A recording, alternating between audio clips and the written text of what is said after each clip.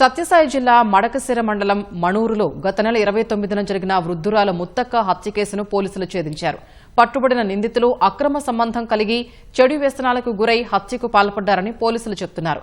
స్థానికంగా నివాసం ఉంటున్న బీహార్ రాష్ట్రానికి చెందిన వలస కూలీ ఊర్మిళాదేవి చౌడప్ప మధ్య అక్రమ సంబంధం ఏర్పడింది.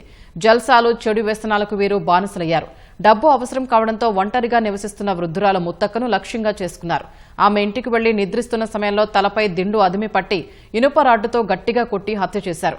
అనంతరం వృద్ధురాలి మెడలోని బంగారు చైను, కాలికి ఉన్న వెండి, బీరువాలోని 25,000 రూపాయల నగదు దోచుకెళ్లారు. పక్కా సమాచారంతో నిందితుల్ని విచారించగా వారు నేరాన్ని ఒప్పుకున్నారు.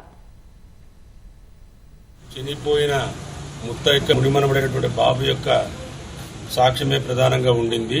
మడకశిర అర్బన్ సిఐ గారు, వారి సిబ్బంది అనేక కోణాలలో ఈ కేసును ముమ్మరంగా దర్యాప్తు చేసిన తర్వాత సాంకేతికతను కూడా ఈ యొక్క దర్యాప్తులో భాగంగా వినియోగించడం వల్ల మనకు ఈ కేసు ఎవరు చేశారు, ఎందుకు చేశారన్నటువంటిది తెలియడంతో సీడ్స్ కంపెనీలో వాళ్ళ భర్త పనిచేస్తుండడం వల్ల వాళ్ళ మధ్య అక్రమ సంబంధం ఏర్పడి వాళ్లకున్నటువంటి ఆర్థిక సమస్యల దృష్ట్యా పరిచయం ఉన్నటువంటి ఊర్మిళాదేవికి పరిచయం ఉన్న ముత్తక్కను రాత్రి 11:30 పోయి డబ్బులు అడగడము, ఆమె ఇవ్వకుండా ఉండడము, ఆ సందర్భంలో ఈ సేమ్యానా వేసేటటువంటి రాడ్డుతో గొంతు పైన ప్యారలల్ గా నొక్కి చంపడం జరిగింది.